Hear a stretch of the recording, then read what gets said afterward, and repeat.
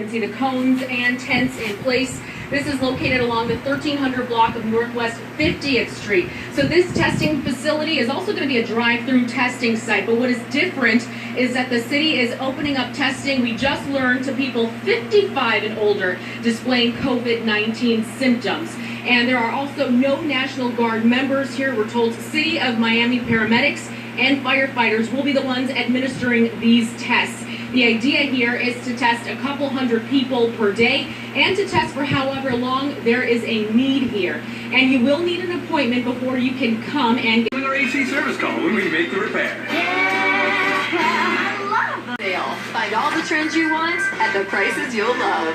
And with 60 months, you can live like this. The coronavirus pandemic gripping the country. At last, we have a deal. Constant updates from the White House. Local 10 News is the only South Florida station covering this crisis on the Capitol. The president saying he's beginning to see the light. Local 10 News, Washington, D.C. Bureau. 9:19 the time right now. We're back with the latest from the front lines of the coronavirus. New York's governor asking medical professionals from other states to come there to help treat patients. Healthcare workers are making big sacrifices all across the country. They're separated from their families as they wage a brutal war. This morning, hospital workers on the front lines fearful, exhausted, but vowing to fight what one doctor calls the invisible risk that trails her. I worry about bringing the virus home from work to my family. Dr. Michelle Au is an anesthesiologist in Atlanta. With elective surgeries on hold, she's now been given one of the most dangerous jobs at her hospital, intubating coronavirus patients who can't breathe on their own. The doctor admits she recently updated her will in case anything happens to her. I sleep separately from everyone else now in a room in the basement.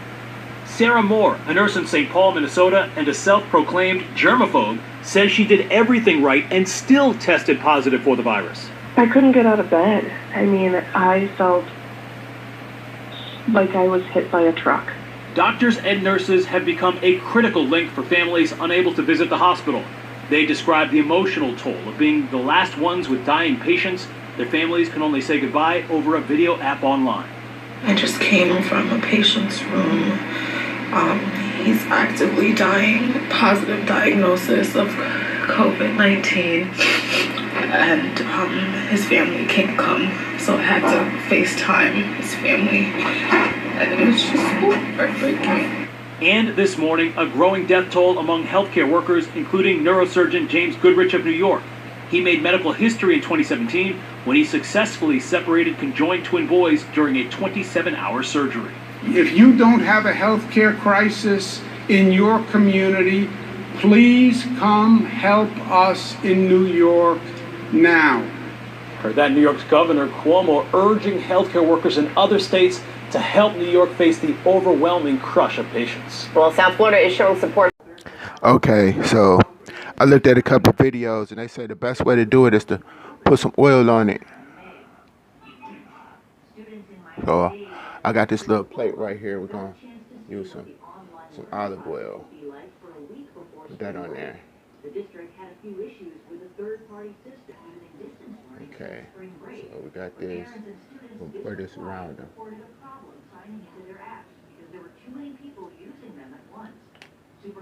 He should be able to get free from there. What we saw today was a performance issue in terms of dealing with the capacity. We've resolved those issues today. A lot of the technical issues seem to happen in the morning because by the afternoon, a lot of parents local 10 talked to said that Be like, what you doing? Like, what have you done to me? Oh, wait, man, ain't nothing on the tail part. Down there. Okay. Tail part. And with South Florida students now shifting to remote learning, I really don't want to. is missing out on a lot of those typical high school memories we're all used to. I really don't want to. I really don't want to touch it because in the past, I done pulled off I done tried to pull them off of there and they damn foots came loose. So he should get it in a second. Yeah. They was using a spoon here. Let me see.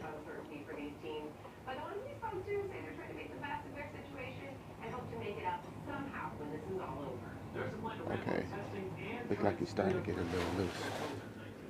Some people had returned to the parking lot of Hard Rock Stadium for new tests after bacterial test kits were used by mistake last week. Governor Ron DeSantis said a 45-minute test is Okay. Starting to get loose. That's 1 foot. We've also sent 500 to northern Florida, and we hope to have very soon an agreement to bring in the 5-minute test developed. You gotta love your neighbors. New site opening later on this morning in Miami at Charles Hadley Park. The drive-through site in Pompano Beach I don't still want to shut hurt down them. after they ran out of swabs last week. Well, scientists in South Florida are also working around the clock on those experimental treatments. OneBlood is looking to collect plasma from people who have successfully recovered from coronavirus, so the plasma can be transfused to people who have the virus in order to aid in recovery. It's a form of therapy the president says has already been approved by the FDA. People who recover from the coronavirus have developed antibodies to the virus. It can provide a boost to the patient's immune system. We can generate immune cells that can directly target these infected cells in the lungs. Isn't that amazing? You were just listening to Dr. Okay. Natasha Stroh There you of go. the University of Miami. She's working with a biotech company in North Carolina to develop a Free. COVID-19 vaccine. Another part of Fast 32 right there, also looking into an There you inhaled go. nitric oxide treatment with a New Jersey-based therapeutics company. With the number of cases You're welcome.